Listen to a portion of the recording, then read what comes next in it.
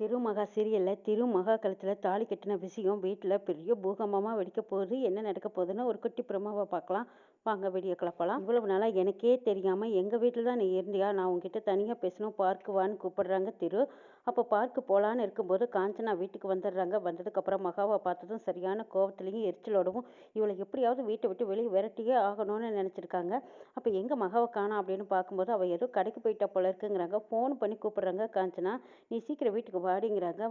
மகாவும் பயந்துட்டு வீட்டுக்கு வந்து பார்க்குறாங்க. காஞ்சனா பார்த்துட்டு, ஏண்டி வீடெல்லாம் இப்படி தான் சுத்தபத்தம் இல்லாமல் வச்சிருப்பியா? இங்கே பாரு சோஃபாவெல்லாம் பெரிய குப்பையாக இருக்குது, கீழே பாரு நிலத்து மேலாம் குப்பையாக இருக்குது, இதெல்லாம் ஒழுங்காக தொடச்சி வைங்கிறாங்க.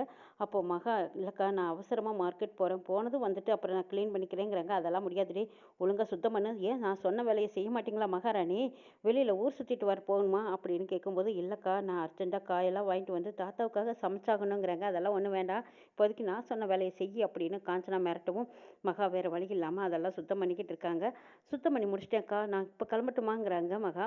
அதுக்கு காஞ்சனா சொல்கிறாங்க, இதை பாருடி, நான் சொல்லும்போது நீ போனால் போதும், எனக்கு இப்போ டம்ளர் ஜூஸ் எடுத்துகிட்டு வா அப்படின்னு சொன்னதுக்கப்புறம் மகா போய் அவசர அவசரமாக ஜூஸ் போட்டு எடுத்துகிட்டு வராங்க. வந்ததுக்கப்புறம் அப்போ காஞ்சனாவுக்கு ஒரு சந்தேகமாக இருக்குது. நான் இவ்வளோ தூரம் அதட்டுறேன் உருட்டுறேன், ஆனால் இவ என் மேலே கோவத்தில் எல்லாமே இருப்பா. இந்த கோவத்தில் இந்த ஜூஸில் ஏதாவது கலந்து கொடுத்துருந்தா என்ன செய்யறது? வாந்தி பேதி ஆகிற மாதிரி ஏதாவது மாத்திரையை கலந்துருப்பா, இல்லை வேறு ஏதாவது கூட கலந்துருக்கலாம்.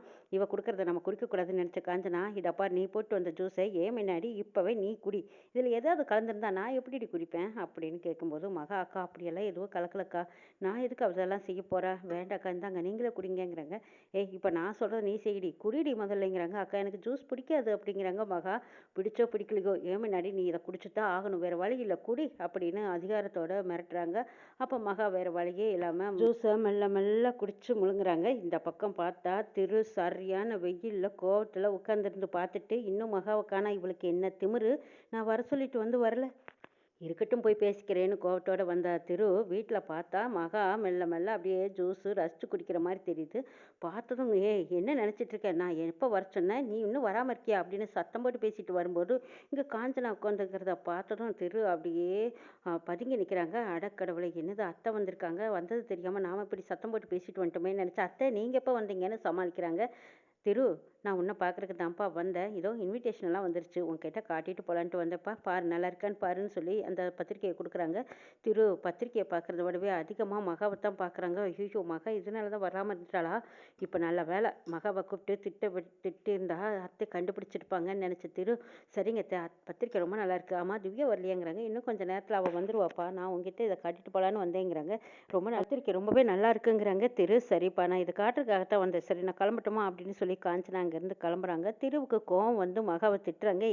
நான் உனக்கு எப்போ வர சொன்னேன், என்னை அங்கே காக்க வச்சுட்டு நீங்கள் குழு குழுன்னு ஜூஸ் குடிச்சிட்டு இருக்கியா, உன் மேலே எனக்கு வர கோவத்துக்கு அப்படியே உன்னை கழுத்தை பிடிச்சி நெரிச்சிடுவேன்னு சொல்லி மிரட்டும் போது, ஐயோ அப்படியெல்லாம் இல்லைங்க, நான் வரணும்னு தான் நினச்சேன், ஆனால் வர முடியலைங்கிறாங்க. ஆமாம்மா நீ வரணும்னு நினச்சிருப்ப, ஆனால் என்னை பார்க்கணுன்னு தோணலை இல்லையா, சரி மாடிக்கு வா அப்படின்னு சொல்லி கூப்பிட்டு போகிறாங்க. ஐயோ என்ன சொல்ல போகிறாரோ தெரியலையேன்னு பயந்துக்கிட்டு மகா மாடிக்கு போகிறாங்க. அங்கே திரு மகாவை பார்த்ததும், இதை பார், இதுக்கப்புறமா நீ இந்த வீட்டில் இருக்க வேண்டாம், இருந்தீன்னா பெரிய பிரச்சனையாயிடும், நீ வீட்டை விட்டு வெளியே போ, இப்போவே போங்கிறாங்க. ஐயோ இல்லைங்க அப்படி போக முடியாது, நான் 18 நாள் பூஜை இருக்குது, அதை முடிச்சுட்டு தான் போவேன், அதையும் தாண்டி திவ்யக்கா சொன்னால் மட்டும்தான் நான் போவேன், நீங்கள் சொன்னால் நான் போக மாட்டேங்கிறாங்க. ஓ அப்போ திவ்யா சொன்னால் தான் போவையா, அப்போ திவ்யா சொன்னால் இப்போவே கேட்பியெல்லாம் இரு, இப்போவே திவ்யாவுக்கு ஃபோன் போட்டு உன்னை போக சொல்கிறேன் அப்படின்னு சொல்லி திவ்யாவுக்கு ஃபோன் பண்ணுறாங்க. வீடியோ கால் போட்டதும் திவ்யா வீடியோ காலில் வந்து, என்ன திரு நல்லா இருக்கியா, ஆமாம் மகா என்ன பண்ணுறாங்கிறாங்க. இதோ மகா பக்கத்தில் தான் இருக்கா, அவளை இப்படியே இவ்வளவு நாள் நம்ம வீட்டில் வச்சுருந்தா என்ன பிரயோஜனம், அவளுக்குன்னு ஒரு வாழ்க்கை இருக்குது, அதை நீ மறந்துட்டியா திவ்யா, அவளை நான் வேறொரு இடத்துக்கு வேலைக்கு அனுப்ப போகிறேன், அங்கே அவளுக்கு சம்பளத்துக்கு சம்பளம் ஆச்சு, அவளுக்குன்னு ஒரு வாழ்க்கையும் ஆச்சு,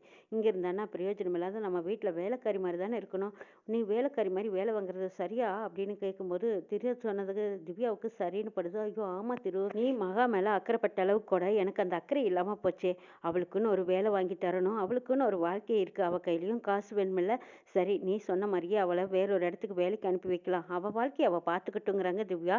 இது கேட்டது மகாவுக்கு தூக்கி வருப்படுதோ, ஐயோ என்னது திவ்யாக்கவும் சேர்ந்து என்னை வெளியே அனுப்புறதுலேயே குறியாக இருக்காங்களே, இப்போ அக்கா வரப்போகிறேன்னு வேற சொல்கிறாங்க, என்ன பண்ணுறது ஒன்றும் புரியலேன்னு நினச்சிட்டு இருக்காங்க. திவ்யா திருக்கிட்ட சொல்கிறாங்க, திரு நான் இப்போ வந்துடுறேன், நம்ம 2 பேருமா சேர்ந்து மகாவுக்கு வேலை வாங்கி கொடுக்கலாம், அவளுக்குன்னு ஒரு வாழ்க்கையை அமைச்சு கொடுக்கலாங்கிறாங்க. சரி திவ்யா நீ சீக்கிரம் வா அப்படின்னு சொல்லி கூப்பிட்டு ஃபோனை வாங்கினதும் பாப்பா கேட்டுக்கிட்டியா?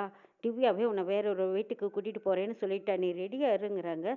அப்போ மகாளுக்கு என்ன செய்யறதுன்னே தெரியல. என்னது இப்படி என்னை வெளியே வரத்துறதுல குறியா இருக்காரு.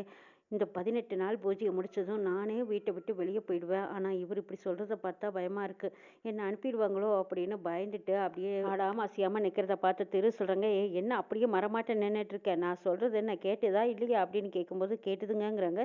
சரி கிளம்புற வழியை பாரு, போ போ போய் சீக்கிரம் ரெடி ஆகுன்னு சொல்லி அனுப்பும்போது மகா என்ன செய்யறனே புரியாமல் போய் அவங்க சாமி கும்பிட்ற இடத்துல போய் நிற்கிறாங்க. பூஜையை இவ்வளவு நாள் தொடர்ந்துட்டோம், இன்னும் 18 நாள் முடிச்சிட்டா அவருக்கு எந்த ஆபத்தும் இருக்காது. என்னை உயிரை காப்பாற்றினா அவர் நல்லா இருக்கணும்னு நினச்சேன். நான் இந்த பூஜையை ஆரம்பிச்சிருக்கேன். இந்த பூஜையில் எந்த தடங்களும் வந்துடக்கூடாது. கடவுளே நீ தான் காப்பாற்றணும்.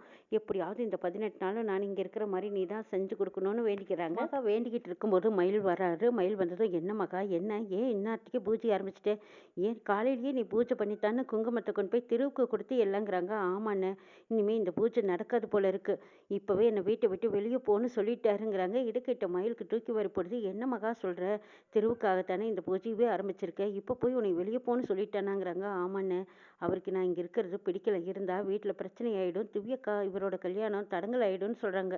நான் பிரச்சனை பண்ணிடுவேன்னு பயந்துட்டு இருக்காங்க. ஆனால் நான் எந்த பிரச்சனையும் பண்ண மாட்டேன்னு சத்தியமே பண்ணி கொடுத்தேன். ஆனாலும் அவர் என்னை நம்புறதா இல்லைங்கிறாங்க. அப்படியா, சரி திவ்யா வரட்டும்னு பேசிக்கலாம் மகா. திவ்யா கிட்ட நீ ஏதாவது சொல்லி சமாளித்து எப்படியாவது இந்த 18 நாள் இங்கேயே தங்கி பூஜை பண்ணுற மாதிரி ஏற்பாடு பண்ணிக்கலான்னு மயில் சொல்கிறாரு. அது கேட்ட மகாவும் ஆமாண்ணே நீங்கள் சொல்கிறது சரிதான், சரி திவ்யாக்கா வரட்டும், அவங்க கல்யாணத்தை முடிச்சுட்டு அப்புறமா நான் போகிறேன்னு கேட்குறேங்கிறாங்க. ஆமாம் மகா, அப்படியே சொல்லு. உன்னோட வளையல் வேற காணான்னு சொன்னீங்கல்ல, வளையலையும் கண்டுபிடிச்சி கொடுத்ததுக்கப்புறம் நான் அதை வாங்கிட்டு இங்கேருந்து கிளம்பிடுறேன்னு சொல்லிடு. அப்போ திவ்யா வேறு வழியே இல்லாமல் சரி மகா நீ இங்கேயே இருன்னு சொல்லிடுவான். மயில் மகா 2 பேருமா சேர்ந்து ஒரு முடிவுக்கு வராங்க. அதே மாதிரி திவ்யாவும் வந்ததும் மகாவை தான் கூப்பிட்டுட்டு வராங்க. வீட்டில் இருக்கிற பாட்டி தாத்தா எல்லாருமே ஆமாம் திவ்யா என்ன எப்போ பார்த்தாலும் மகாவை தான் கூப்பிட்டுட்டு வருவியா, ஏன் நாங்கள்லாம் முன்னாடி தான் இருக்கோம், எங்ககிட்டயெல்லாம் பேசினா ஆகாதாங்கிறாங்க. அது இல்லை பாட்டி, நான் மகாவை பார்க்குறக்காகவே இப்போ வந்தேங்கிறாங்க. அப்படி சமையல் கட்டில் வேலை பார்த்துட்டு இருந்தா பாருங்கிறாங்க. மகான்னு கூப்பிட்டுட்டு வரும்போது அக்கா இப்போ வந்துட்டிங்களாங்கிறாங்க. ஆமாம் மகா ரெடி ஆகிட்டியா அப்படின்னு கேட்குறாங்க திவ்யா. அது கேட்டதும் மகா கண்ணில் கதன்னு கண்ணீர். என்ன மகா ஏன் அழுகுற, உனக்கு இந்த வீட்டை விட்டு வெளியே போக இஷ்டம் இல்லையாங்கிறாங்க. அது இல்லைக்கா, நான் இங்கேயே கொஞ்ச நாள் இருக்கணும்னு ஆசைப்படுறேன். என்னோட வளையல் காணாமல் போச்சா, அந்த வளையலை நீங்கள் கண்டுபிடிச்சி கொடுப்பீங்கிற நம்பிக்கையிலையும் இருக்கேன். 2வது உங்கள் கல்யாணத்தையும் திரு கல்யாணத்தையும் பார்த்துட்டு போகணுன்னு ஆசையாக இருக்குக்கா. நீங்கள் 2 பேரும் கல்யாணம் பண்ணிக்கிட்டு சந்தோஷமாக வாழ்கிற அந்த வாழ்க்கையை நான் பார்த்துட்டு அதுக்கப்புறமா நான் வேற ஒரு இடத்துக்கு போயிடுறேன். என்னோடய வாழ்க்கையை நான் போய் பார்த்துக்கிறேன்க்கா. அது வரைக்கும் இங்கே இருக்கிறதுக்கு நீங்கள் அனுமதி கொடுங்கக்கா அப்படின்னு கேட்கும்போது அப்போ திவ்யா மனசு இலகுது. என்ன மகா எதுக்குடி இப்படி அழுகிற, நான் இருக்க நீ கவலைப்படாத. திரு சொன்னதுனால தான் நான் உனக்குன்னு ஒரு வாழ்க்கை வேணுமேனு நான் நினச்சேன். ஆனால் இதை பற்றி யோசிக்காமையே விட்டுட்டேன் பாரு. எனக்கும் திருவுக்கும் கல்யாணம் நடக்க போகுது. அந்த கல்யாணத்து வரைக்குமாவது நீ இருக்கணுமில்ல. ஆமாண்டி, நீ என் கூட பிறந்த தங்கச்சி மாதிரி நான் நினச்சிருக்கேன். நீ இல்லாமலா இந்த கல்யாணம் நடக்கும், நீ இருக்கணும் திருமகா. நான் இப்போவே திருக்கிட்ட பேசி இதுக்கு சம்மதம் வாங்கிடுறேன் சரியா. நம்ம கல்யாணம் முடிகிற வரைக்கும் இங்கேயே இரு. நான் கூட ஆசைப்பட்ட உன் கூடயே சேர்ந்து இருக்கணும்னு. ஆனால் திரு சொன்ன ஐடியாவை கேட்டு அது சரியாக இருக்கும்னு நான் நினச்சி வந்துட்டேன். அது தப்புடி.